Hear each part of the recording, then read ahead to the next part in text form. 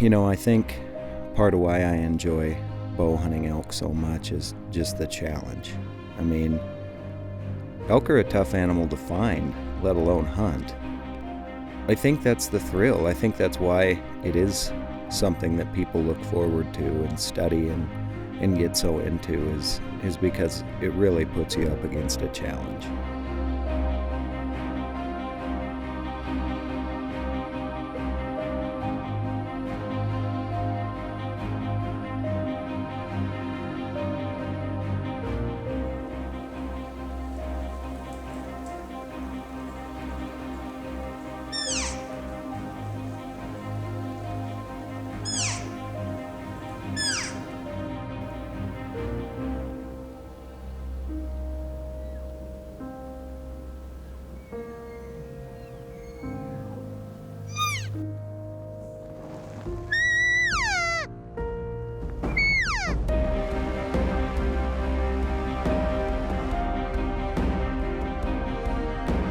It's a challenge. Elk are smart. They use every sense to their advantage. And they know exactly how to use the terrain with the wind.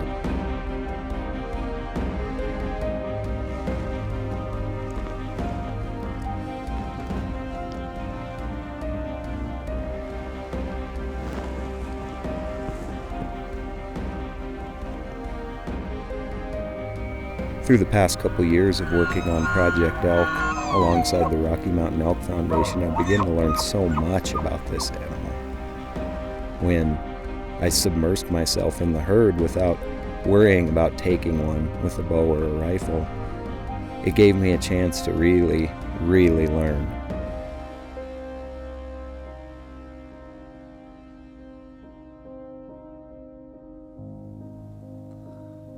I now understand when the elk water, why the elk water. I understand why they're on this hillside certain times of the year and why they're on that hillside other times of the year. It all makes sense.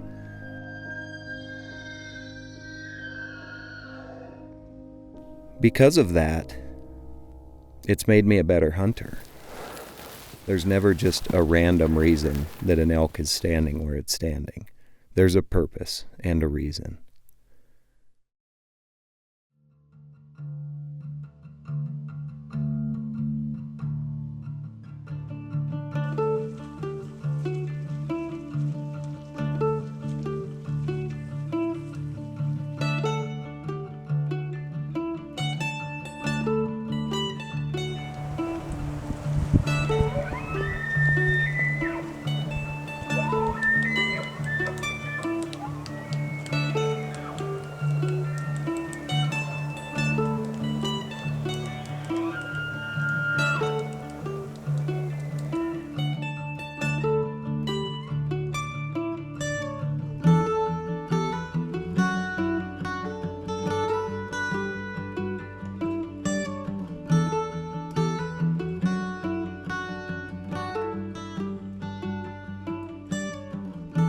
Into High Country has been brought to you by VORTEX Optics, the force of optics. Archer Extreme, there can only be one. Onyx Maps, hunt with confidence. Sitka Gear, specialized outdoor wear and equipment. Mystery Ranch, backpacks built from experience. Prime, accuracy is everything.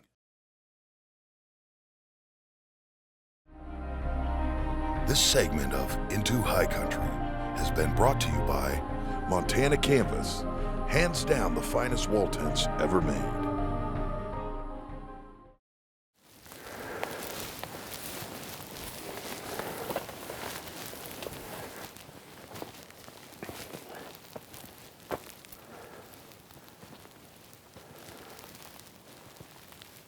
Should be around here somewhere. Yeah, so we're still good on the other side of this fence. I mean,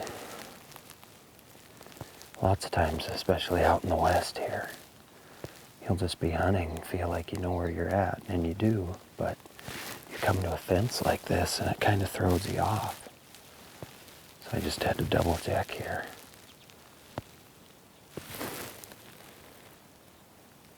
And it shows that, I mean, we can go another section that direction.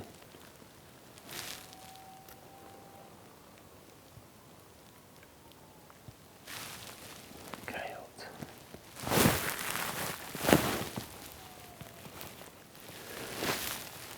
Yeah, we'll find a place to cross here. I think back here is probably better.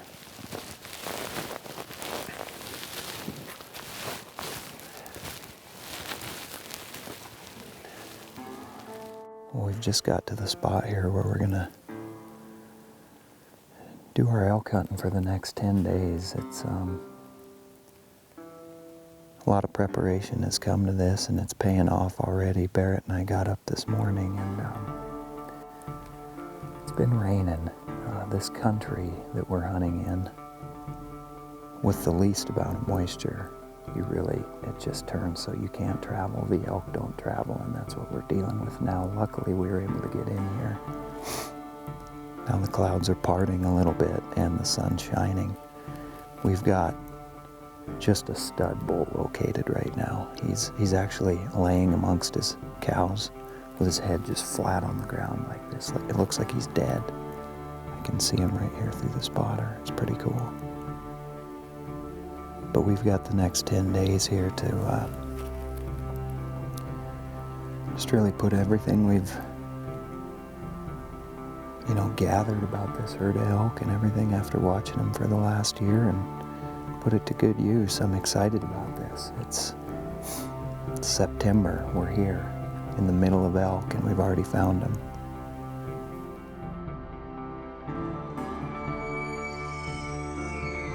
This season, Barrett and I were going to do things a little bit different. We've been hunting in the mountains around our home in southwest Montana, and this year we were going to change it up. We were going to head east, hunt the world-famous Missouri Breaks. The Missouri Breaks is an unbelievable place for those of you who've never been there to experience it. It's full of wildlife.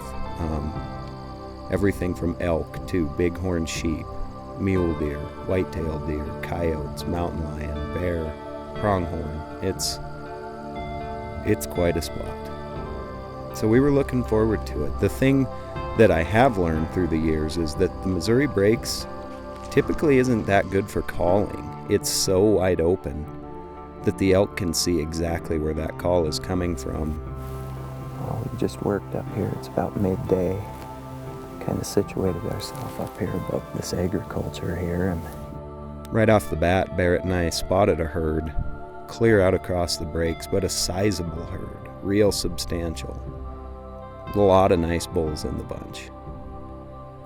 So right off the bat, we decided we had nowhere else we needed to go, nowhere else we needed to look. What we needed was right here.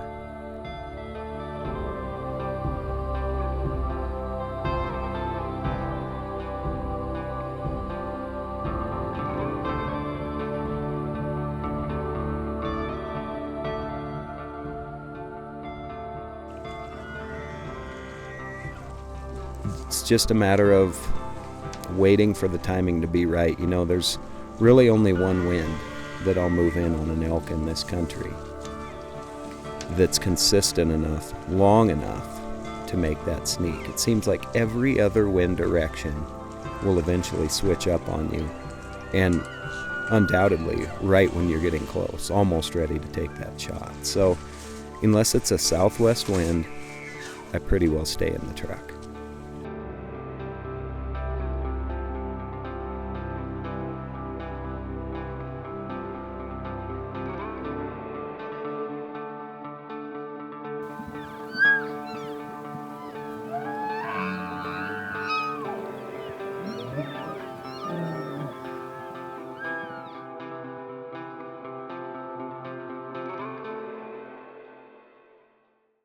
This segment of Into High Country has been brought to you by Montana Canvas, hands down the finest wall tents ever made.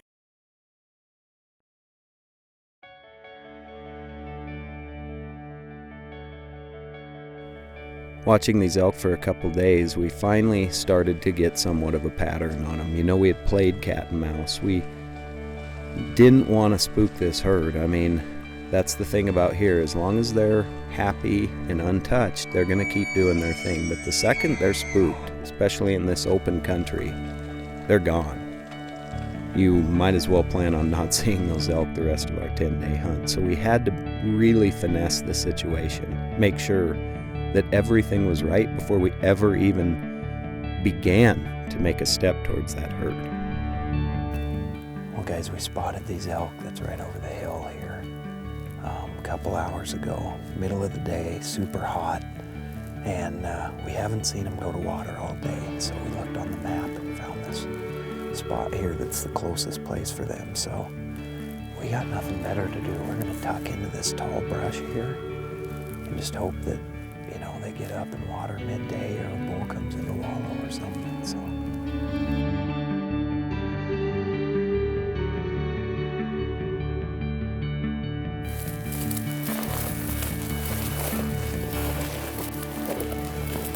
Yeah, this is a real nice setup. We've got the wind is kind of cutting across part of the water hole, but where we think the elk are going to come is from over here.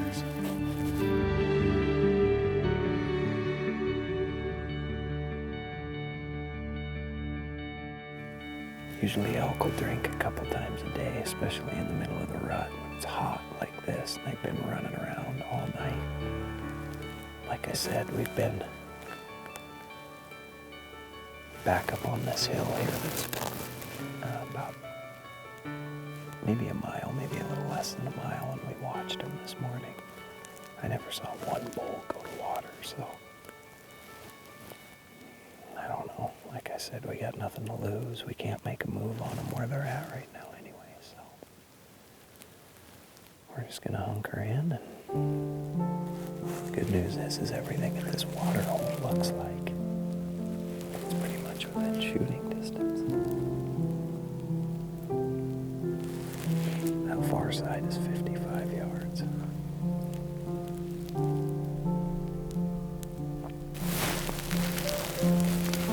That's a nice 6. He's coming dead in on us.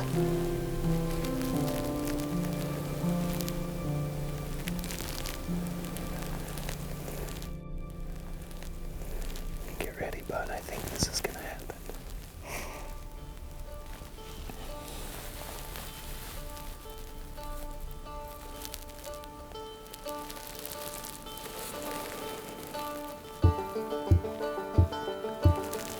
Yeah, he's coming. I mean, he's coming dead in on us.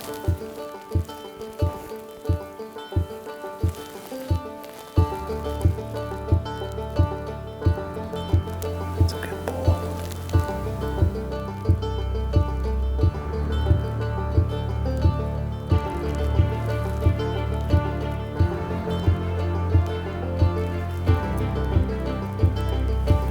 I gotta wait till he turns. He's just dead on.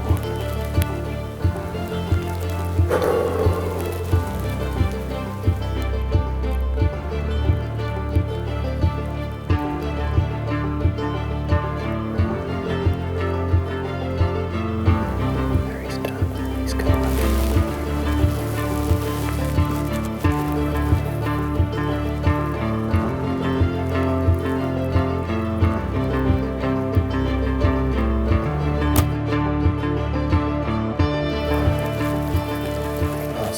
He's done. That's a dead bull. That's a dead bull.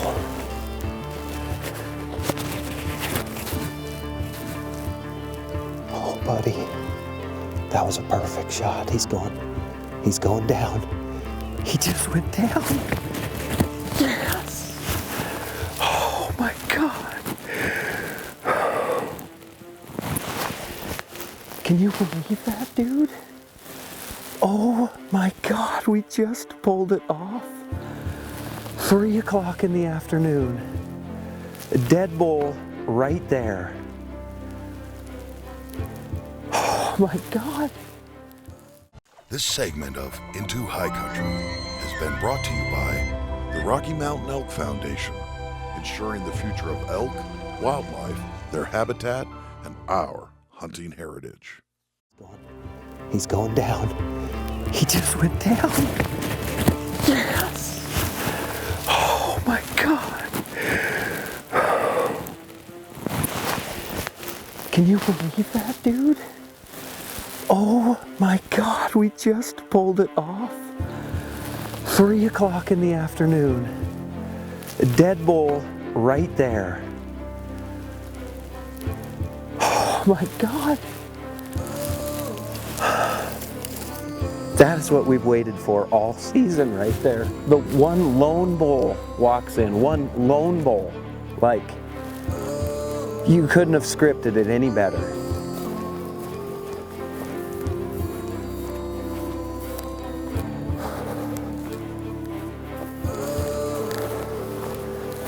Look at that bull, buddy. Unbelievable.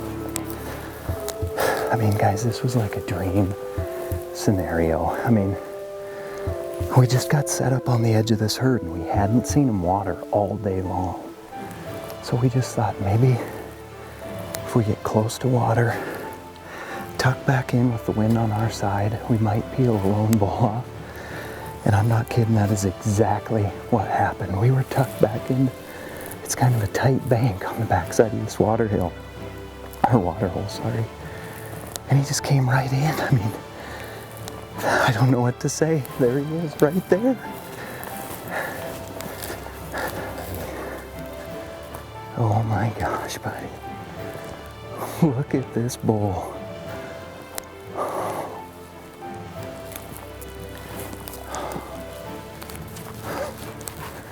Would you look at that?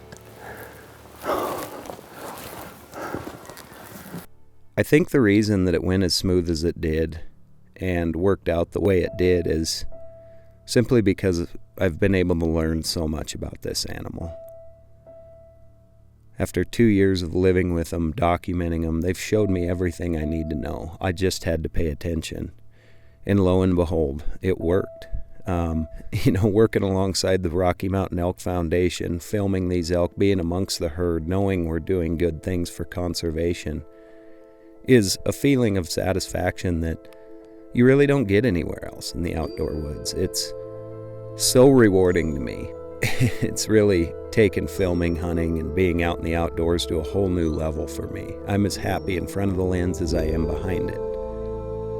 When you're surrounded by such magnificent surroundings in animals, how can you go wrong?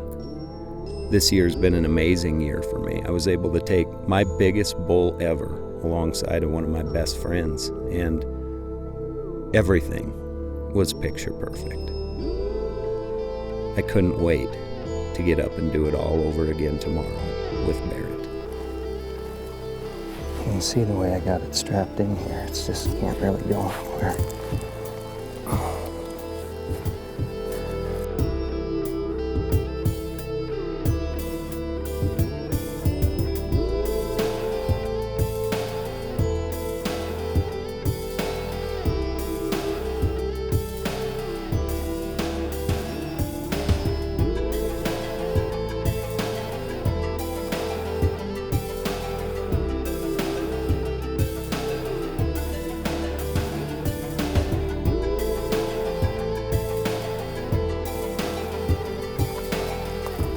Big old bull rubbed here.